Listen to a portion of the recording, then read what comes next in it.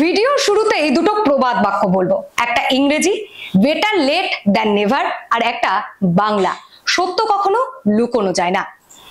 NEET scam নিয়ে আজকের গন্ধ বিচার স্পেশালে আলোচনায় আমি সঙ্গীতা।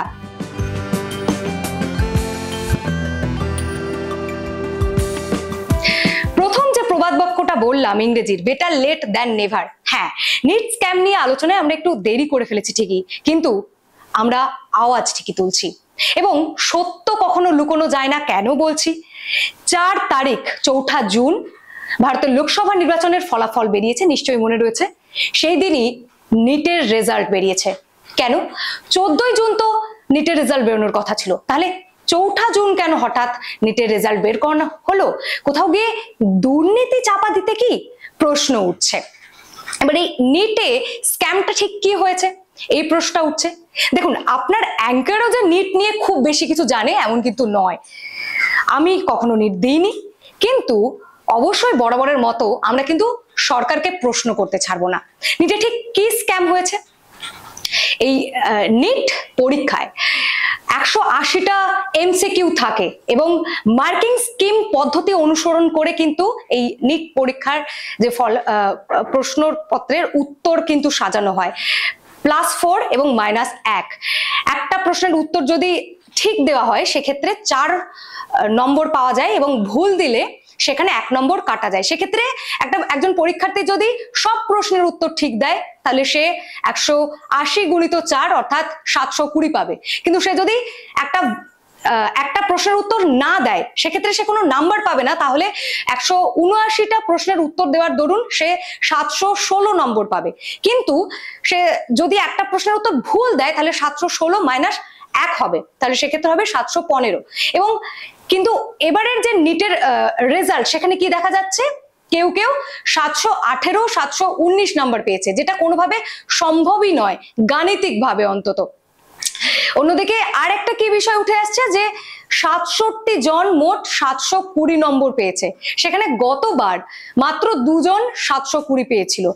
এখানে এই প্রশ্নটা উঠছে, হঠাৎ করে ছেলেমেয়েরা কি প্রচুর পড়াশোনা করতে শুরু করেছে? নাহলে 67 জন কিভাবে 720 পায়? এবং আর একটা যেটা সন্দেহজনক বিষয়, হরিয়ানার একটি পরীক্ষা কেন্দ্র থেকে মোট 6 জন তারা কিন্তু এই টপ লিস্টে রয়েছে, 720 তারা পেয়েছে। এবং আর একটা বিতর্ক রয়েছে, 5ই মে যেদিন এই নিট পরীক্ষা হয় সেদিন কিন্তু প্রশ্নপত্র লিকের অভিযোগ উঠেছিল। পাটনা পুলিশ কিন্তু 13 জনকে গ্রেপ্তারও করেছিল।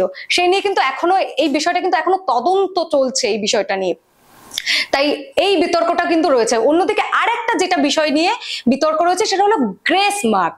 এই যে 718 এবং 719 কিভাবে পাওয়া সম্ভব? যখন পরীক্ষার্থীরা এই বিষয়টা নিয়ে ব্যাপকভাবে আন্দোলন শুরু করেছে, তারা সোশ্যাল মিডিয়ায় প্রতিবাদ জানাতে শুরু করেছে যে এটা কিভাবে সম্ভব, তখন এনটিএ বাধ্য হয়ে তারা একটা বিবৃতি জানিয়েছে যে তারা গ্রেস মার্কস দিয়েছে। এবং এখানেই প্রশ্ন উঠছে, গ্রেস মার্কস যে দেওয়া হয়েছে এটা আগে জানানো হয়নি কেন? এবং আইনত তো কোনো অধিকার নেই তাদের গ্রেস মার্কস দেওয়ার, যদি তারা দিয়ে থাকে সেটা তাহলে জানানো হয়নি কেন? এনটিএ যেমনটা জানাচ্ছে যে কিছু কিছু পরীক্ষা কেন্দ্রে পরীক্ষা দেরিতে শুরু হওয়ায় এই যে সময়ের ব্যবধান, সেই কারণে তাদেরকে গ্রেস মার্কসটা দেওয়া হয়েছে। তারা হাইকোর্টে যে সমস্ত পরীক্ষার্থীরা অভিযোগ জানিয়েছিল তাদেরকে এই গ্রেস মার্কসটা দেওয়া হয়েছে। প্রায় 1600 জনকে, 1563 জনকে কিন্তু এই গ্রেস মার্কসটা দেওয়া হয়েছে। কিন্তু এই গ্রেস মার্কস কিসের ভিত্তিতে দেওয়া হয়েছে, কিভাবে দেওয়া হয়েছে সেটা কিন্তু বিস্তারিত ডিটেলসে জানায়নি এনটিএ। এবং আর একটা বিষয়, এই যে ডাক্তারি প্রবেশিকা যে পরীক্ষা, সর্বভারতীয় কিন্তু এটা পরীক্ষা, এটা কিন্তু শুধু রাজ্যের যে দুর্নীতি হয়েছে এমন নয়, সারা দেশের নিরিখে এই দুর্নীতিটা হয়েছে। এই পরীক্ষায় কিন্তু এই পরীক্ষা দেওয়ার জন্য জেনারেল যারা আছেন তাদেরকে 1700 টাকা করে দিতে হয়, অর্থাৎ পরীক্ষার ফর্ম ফিল আপ করার জন্য। আমরা জানি যে কোনো পরীক্ষার ফর্ম ফিল আপ করার জন্য আমাদেরকে একটা অ্যামাউন্ট দিতে হয়, 1700 টাকা দিতে হয়। ওবিসিদের দিতে হয় 1600 টাকা এবং এসসি এসটি দিতে হয় 1000 টাকা। অর্থাৎ ন্যাশনাল টেস্টিং এজেন্সি মাধ্যমে এই যে পরীক্ষাটা হয়, যে নিটের পরীক্ষাটা হয়, এটার মাধ্যমে কিন্তু ব্যাপক টাকা কিন্তু ওরা তুলে নেয়। আমি একদম গোদা বাংলা ভাষায় বলছি, ব্যাপক টাকা কিন্তু ছেলে মেয়েদের কাছ থেকে ওরা তুলে নেয়। কিন্তু তারপরেও তাহলে কেন দুর্নীতি হবে, প্রশ্নটা তো উঠে যায়। কারণ এই যে নাম্বারের গড়মিল, 67 জন 720 পেল, সেক্ষেত্রে কে যোগ্য কে অযোগ্য এক্ষেত্রেও একটা প্রশ্ন উঠে যাবে। কারণ প্রশ্নপত্র লিকের বিষয় এখানে উঠেছে, কিভাবে 67 জন 720 পেল সেই প্রশ্নটা উঠছে।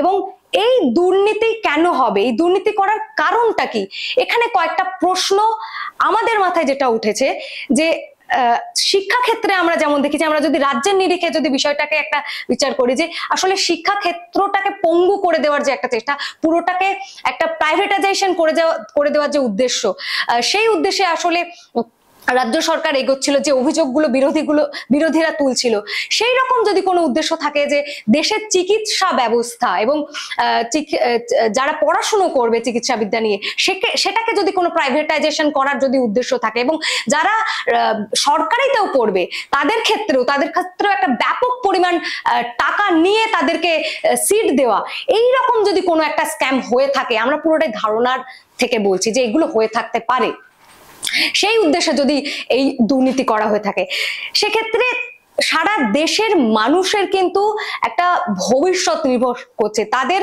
স্বাস্থ্যের ভবিষ্যৎ।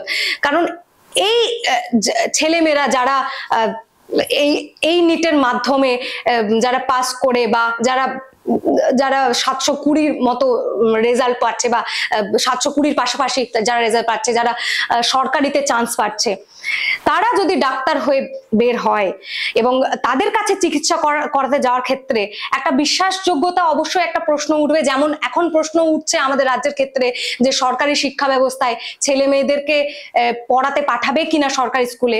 অনেক ক্ষেত্রে মানে তাদের ক্যাপাবিলিটি না থাকলেও তারা প্রাইভেট কলেজে বা স্কুলে পড়াতে বাধ্য হচ্ছে, যাতে তার ছেলে মেয়েরা ভালো পড়াশোনা করতে পারে। চিকিৎসার ক্ষেত্রেও তাহলে সেটার একটা দিক থাকবে, যে যেহেতু সরকারি হসপিটাল, সেখানে যেহেতু চিকিৎসা ব্যবস্থা নিয়ে একটা প্রশ্নের মুখে দাঁড়িয়ে যাবে, তো সেই কারণে মানুষ বাধ্য হবে প্রাইভেট হসপিটাল নার্সিং হোমগুলোই চিকিৎসা করতে যেতে বাধ্য হবে। এবং যে সমস্ত ছেলে মেয়েরা যারা যোগ্য হওয়ার দরুন বা যারা সরকারি হাসপাতালে পড়ার যোগ্য ছিল কিন্তু পড়ার চান্স না পাওয়ায় যারা প্রাইভেটে পড়ার জন্য কিন্তু বাধ্য হবে, সেক্ষেত্রেও কিন্তু একটা মুনাফা অর্জন করার কিন্তু একটা সম্ভাবনা থাকছে।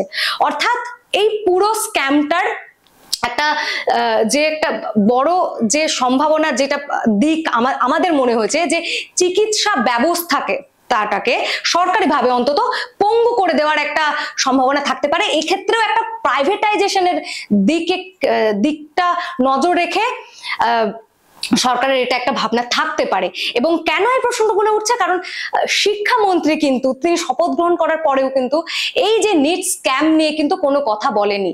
এই নিয়ে অবশ্যই এই নিয়ে আন্দোলনে ছেলেমেয়েরা নেমেছে, যে নিট স্ক্যাম নিয়ে কেন সরকারের তরফ থেকে কোনো স্বচ্ছ বক্তব্য আসছে না, তারা কেন স্পষ্ট কোনো বক্তব্য রাখছে না, শিক্ষামন্ত্রী কেন কিছু বলছেন না।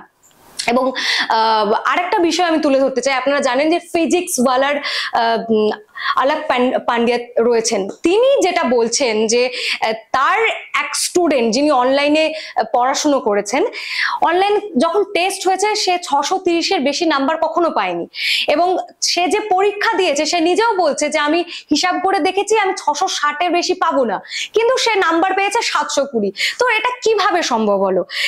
এবং এই যে জলটা কিন্তু গড়িয়েছে সুপ্রিম কোর্ট অনুযায়ী, সুপ্রিম কোর্টে মামলা চলছে।